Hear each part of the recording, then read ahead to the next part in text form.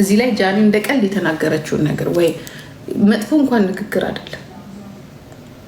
ያ ማህበረሰብን እንዲህ ብላለች ብለው ባለችበት አገር ተከሳ። ኢትዮጵያ እኮ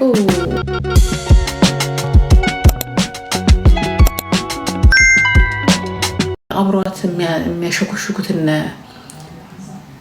የምታያቸው ሰዎች በሙሉ አትስደዋት ብዬ ከመለመን እምቢ ያለኝ ሰድቤን ያስቆንኩላት።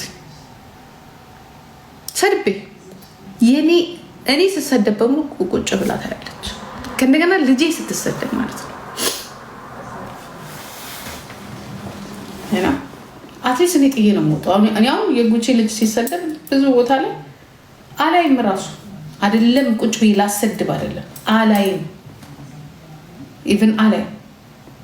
ግን ልጄ ቁጭ ብላ ስትሰደብ ያቺኛዋ የአሜሪካ አንበሳ ሰጠች። አንበሳ ሳምሪ እየተሰደበች ማለት ነው። ምን አረገቻት? ደግሞ እኮ አብረናት ነን ያለ ነው። የዛ ሰዓት እንዲያው ከሊያ ጋራ ሾው ጋራ ስትጣላ ከሌሎቹ ጋራ ስትጣላ በሙሉ ሰፖርት እያደረግኳት አብሬያት ነው ያለሁት። እናቷ ስትሰደብ በሙሉ አብሬያት ነው ያለሁት። ግን አንበሳ ትሰጣላችሁ? ጸብ የለን፣ አልተጣላን።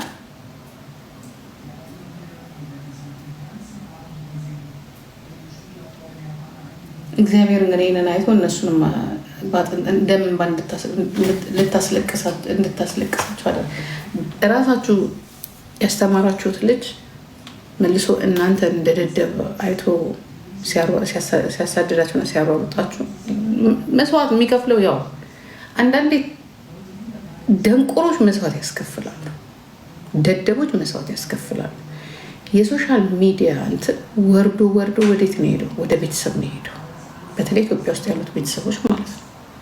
አሁን እንዳላወቀ እሷ እኮ እንደዚህ ያላደረገች ምስል 100% አለችበት 100%። ምክንያቱም ብር ነው የሚፈለገው። ብሯን $100-200 ላከችለት ማለት ዳኛው እዛው ነው 5 ዓመት የሚፈርድበት ልጁ ላይ። ምክንያቱም የህግ የበላይነት የለም። ያው ደግሞ እንትን ይላሉ ከታሰረ መቼ ነው ይሄዳል። ጸቡ ያለው ከአንቺ ጋር ነው፣ ከአንቺ ጋር ነው ማለቅ ያለበት። ቤተሰብ ምን አደረግ? ይሄ ሁላ ምን አመጣ? ይሄን ጣጣ አመጣ። ምንም የማያውቅ ቤተሰብ ማለት ነው። ደግሞ እዛ አካባቢ ላይ ሁል ጊዜ ኢትዮጵያ በቤተሰቦቻቸው ነው ይበቀላችሁ። እናንተን አያገኙም፣ ቤተሰቦቻቸውን ይበቀላሉ።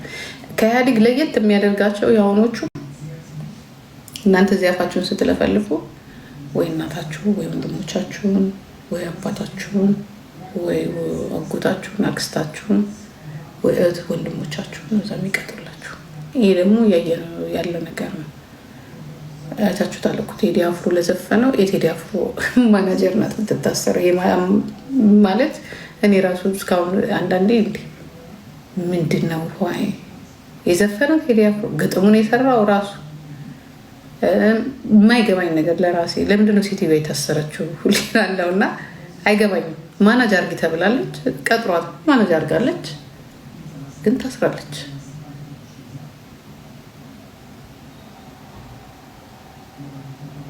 እኔ ከእግሩ ይሁን ከእጁ የሚጀምር ነገር ግራ ስለማላውቀው ነገር ማውራት አልችልም። ምናልባት መንግስት የራሱ ያገኘባቸው ነገር ሊኖር ይችላል፣ ግን እንደዚህ ናቸው እነሱ። በተለይ እኔ ልንገራችሁ ድሬዳዋ ውስጥ ይቅርታ አድርጉልኝና በየኢቢሲ እየወጣ የድሬዳዋ ህግ እኔ ይቅርታ አድርጉልኝ ድሬዳዋ ውስጥ የሚፈጸመው የህግ ማስከበር ውሸት መስሎ ነው የሚታይ። በተለይ ከጃኒ በኋላ ጃኒ ምን ያህል ፓወር ኃይል እንዳላቸው ምን ያህል እንደፈለጉ ማዘዝ እንደሚችሉ አንድ ትንሽ ልጅ ሴት ልጅን ልክ በማን በድሬዳዋ ልጆች ጩኸት እዚህ ላይ ጃኒ እንደቀልድ የተናገረችውን ነገር ወይ መጥፎ እንኳን ንግግር አይደለም። ያ ማህበረሰብን እንዲህ ብላለች ብለው ባለችበት አገር ተከሳ። ኢትዮጵያ እኮ ድሬዳዋ እኮ አልተገነጠለችም። ልክ ብቻ እጇን በእንትን አስረው አንድ ሴት ልጅን በፕሌን ወስደው ያሰሩ ባለጌዎች ናቸው። መጠየቅ አለባቸው አሁን እንደነዚህ አይነት ሰዎች።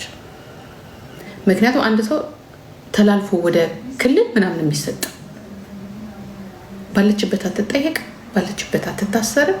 በማታውቀው ሀገር እንደ ቦምባ ፈንጂ ታስራ የምትሄድ መታወቂያው ይሄ ሁላ ምንድን ነው? የአዲስ አበባ ከተማ ፖሊስ ድክመትም ጭምር ነው። ፌዴራል መንግስቱ ድክመት ጭምር ነው።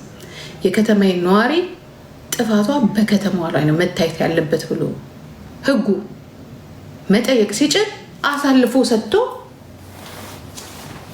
የአዲስ አበባ ነዋሪ ምንም እንደ ነዋሪ እንደማይቆጠር ያየሁት በዛም ነው። በጃኒ ነው አሳልፎ ለሶማሌም አለመስጠታቸው ጥሩ ነው። የፈለገ ክልል ይመጣና በሶሻል ሚዲያ እንዲህ ተናግራለች ብሎ ከወሰደ እስቲ እኔን ውሰደኝና የጀርመን መንግስት ዝም ይበለ። አንተንም እንትንም አንጠልጥሎ የሚያመጣል እና እኔ ድሬዳዋ ውስጥ ይቅርታ አድርጉልኝና የህግ ስነስርዓት አለ ብዬ ማሰብ ካቆምኩኝ 2 ዓመት ሆኖኛል። በጃኒ ነው ያቆምኩት። ከዛ በፊትም ብዙ እኔ ቅማችሁ መርቅናችሁ ትዝ ሲላችሁ የምትፈርዱም ነው የሚመስለኝ። ይቅርታ በጣም ከይቅርታ ጋር የህግ የበላይነት የለም። ድሬዳዋ ውስጥ የመጨረሻ ካኦስ ነው። ጥፋቱን ድርጊቱን የፈጸመችው ድሬዳዋ ውስጥ አይደለም። ጥፋቱን የፈጸመችው አዲስ አበባ ውስጥ ነው። መጠየቅ ካለባት አዲስ አበባ ውስጥ ነው መጠየቅ ያለባት። አንድ ህፃን ልጅ ከዚህ በፊት ወንጀል ሰርታ ማታቅ ማለት ነው በሶሻል ሚዲያ ንግግር ስተት ልክ እንደ ወንጀለኛ ድሬዳዋ ጀግና ናቸው። ህዝቡን አይደለም፣ ስርዓት አስከባሪዎቹ አይደላችሁ። የህግ የበላይነት እኔ ነገም ነው የምነግራችሁ። በጣም ነገም እጠይቃችኋለሁ። ይህንን ያደረጋችሁትን ነገር ደግማችሁ በሌላ እንዳታደርጉ ማለት ነው። ድርጊቱ ወንጀሉ የተፈጸመበት ቦታ ላይ ነው ፖሊስ መጠየቅ ያለበት በህገ መንግስቱ ማለት ነው።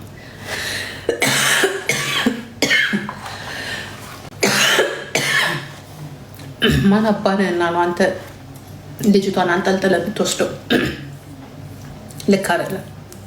ይቅርታ መጠየቅ አለባችሁ። እሷን ይቅርታ እንዳስጠይቃችሁ እናንተም ይቅርታ መጠየቅ አለባችሁ። ጫታ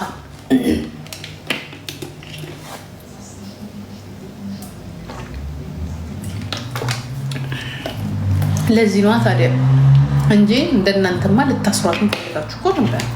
ግን በቃ የድሬዳዋ ፖለቲካን የሰራችሁት የድሬዳዋ ህዝብ የዋህነቱ። ከዛ ደግሞ ልጅቷን ካሰሯት በኋላ የእንጀራና የቁርስ ማት እየያዙ ፖለቲክስ እንካ ግን አትንካ ነው የሚባለው።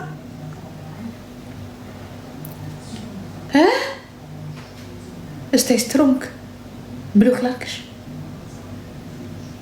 አንቺ ጤነኛ ነሽ እንዴ? አይወሩም እናንተ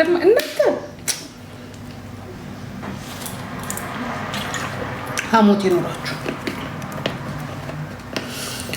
እኔ ገና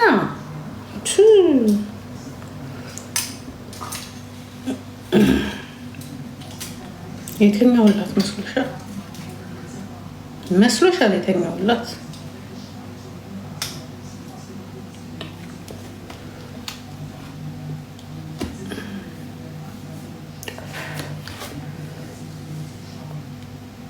ዋይኖት ምን አጋ ዋይኖት አንቺማ ምን አለብሽ? ስቴይ ስትሮንግ። እናትሽ አልተነካች፣ አባትሽ አልተነካ፣ የልጆችሽ አባት አልተነካ፣ ልጅሽ አልተሰደበች፣ ልጅሽ ተንጠልጥላ በገመድ ራሷን ያለሽ እኮ ነው ያለችኝ። እንግዲህ እናያለን፣ ይጠለጠል እናያለን። ጋይስ ሰው ማየት